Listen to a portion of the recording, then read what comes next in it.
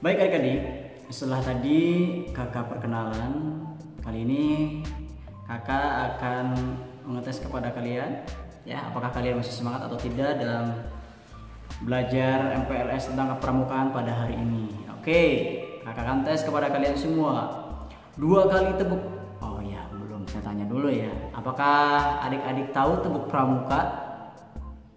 Ya, tahu, bagus. Ya. Oke. Kakak tes ya tebuk pramuka, nanti kakak dulu terus kalian ikutin deh ya.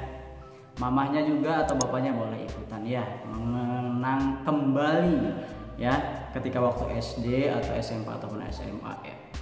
Oke, kakak dulu ya. 2 kali tebuk pramuka.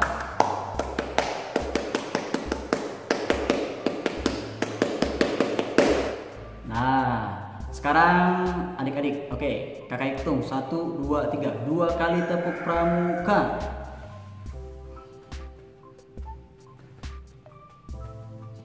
Oke, bagus ya.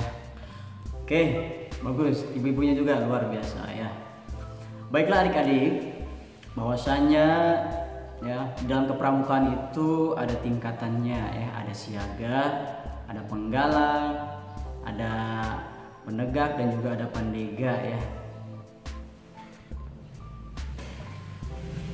Ya, bahwasanya kita itu ya pramuka itu ada tingkatannya. Yang tadi kakak sudah sebutkan, yang pertama itu ada siaga, ada penggalang, ada penegak dan juga ada pandega ya. Kita ya di SD ya, atau kita seumuran SD itu kita termasuknya antara siaga dan penggalang ya. Untuk 7 tahun sampai 10 tahun itu masuknya ke siaga, dan juga seterusnya 11 tahun sampai 15 tahun itu pramuka penggalang namanya ya. Jadi di dalam kepramukaan itu tidak misalkan kelas 1, kelas 2, kelas 3 itu misalkan siaga 4, 5, 6 misalkan penggalang, tidak seperti itu ya.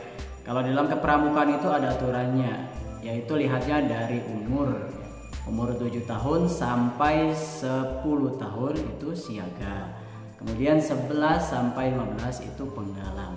Dan siaga pun ada tingkatannya, ada siaga mula, siaga bantu, dan siaga tata. Dan juga penggalang, penggalang ramu, penggalang rakit, dan juga penggalang terap ya.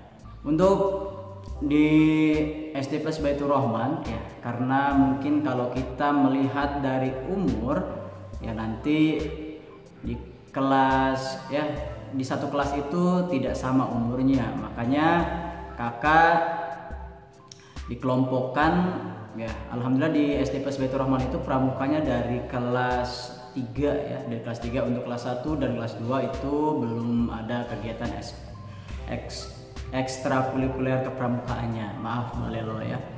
Tapi ya untuk hari ini kelas 1 dan 2 itu harus mengenal dulu ya tentang kepramukaan, bahwasanya ya kepramukaan itu juga wajib kita ketahui ya untuk dasar kita sebagai kepemimpinan ya. Oke, baiklah adik-adik, seperti tadi yang kakak sudah sampaikan ya, bahwasanya siaga itu ada tingkatan, yaitu siaga mula, siaga bantu, dan siaga tata. Kemudian penggalang itu ada juga tingkatannya ya, penggalang ramu, penggalang rakit, dan penggalang terap. Oke, coba sebutkan untuk yang siaga, ada apa siaga apa aja? 1, 2, 3. Oke, bagus. Untuk penggalang ayo sebutkan. 1, penggalang apa? 2, 3. Oke, bagus semua, cakep. Baiklah adik-adik, kita lanjutkan ya materi tentang kepramukaan pada hari ini. Setelah tadi kita mengenal ya tingkatan untuk siaga dan juga penggalang, bahwasanya di dalam kepramukaan itu ada kode kehormatannya ya. Antara siaga dan penggalang itu berbeda. Untuk siaga itu kode kehormatannya itu Dwi Dharma dan Dwi Satya. Nanti juga penggalang pun ada kode kehormatannya, yaitu beda dengan siaga ya. Kalau siaga itu Dwi Dharma dan Dwi Satya, tapi kalau penggalang itu ya Dasa Dharma dan Trisatya. Mungkin itu yang harus kita pertama kuasai ya sebagai seorang pramuka, karena itu adalah kode kehormatan ya. Bisa lanjutkan ya, bahwasanya kode kehormatan itu di situ ada ya yang harus kita pelajari. Kenapa sebagai seorang pramuka itu salah satu syarat sebagai anggota pramuka itu kode kehormatannya kita harus minimal ya, harus hafal ya. Ya maksimal itu harus maksimal ya, bukan minimal ya. Kita harus hafal karena apa? Karena di situ ya ada Dwi Satya untuk siaga ya. Untuk siaga itu ada Dwi Satya dan Dwi Dharma. Dwi Satya ya, Dwi itu artinya dua, Satya itu janji atau sumpah ya. Jadi ada dua janji yang di situ yang harus ditaati oleh anggota pramuka ya untuk siaga. Dan juga ada Dwi Dharma untuk siaga. Dwi itu artinya dua sama ya, Dharma itu adalah sifat ya. Itu untuk siaga. Untuk siaga. Dan untuk penggalang pun berbeda. Untuk penggalang itu kode kehormatannya ada Tri Satya dan juga ada Dasa Dharma. Tri Satya, Tri artinya tiga, Satya artinya janji atau sumpah yang harus ya dilakukan sebagai anggota pramuka. Dan juga Dasa Dharma itu Dasa artinya 10 dan Dharma artinya sifat. Di situ ada 10 sifat yang kalau kita terapkan Masya Allah luar biasa. Di antaranya yang pertama, misalkan ini untuk penggalang ya. Untuk penggalang Dasa Dharma Pramuka. 1. Takwa kepada Tuhan Yang Maha Esa. 2. Cinta alam dan kasih sayang sesama manusia. 3. Patriot yang sopan dan kesatria. 4. Patuh dan suka bermusyawarah. 5. Rela menolong dan tabah. 6. Rajin, terampil dan gembira. 7. Hemat, cermat dan bersahaja. 8. Disiplin, berani dan setia. 9. Bertanggung jawab dan dapat dipercaya. 10. Suci dalam pikiran, perkataan dan perbuatan. Itu ya, itu untuk penggalang. Dan kalau kita kalau kita terapkan dalam kehidupan sehari-hari itu luar biasa ya.